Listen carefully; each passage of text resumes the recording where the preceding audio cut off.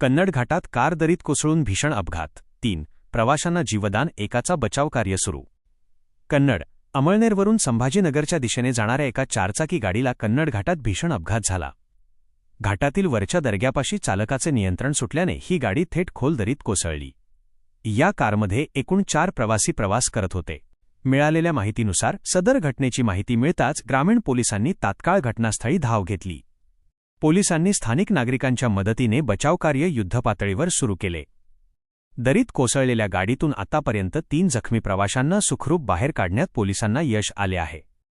उर्वरित एका प्रवाशाला बाहेर काढण्याचे प्रयत्न प्रशासनाकडून अद्याप सुरू आहेत. सुदैवाने या भीषण अपघातात अद्याप कोणतीही जीवितहानी झालेली नाही. जखमींवर जवळच्या रुग्णालयात उपचार सुरू आहेत. घाटातील अवघड वळण आणि वेगमर्यादेअभावी हा अपघात झाला असावा असा प्राथमिक अंदाज वर्तवण्यात येत आहे. घटनास्थळी पोलिसांचे मदतकार्य सुरू असून अधिक तपास पोलीस प्रशासन करत आहे.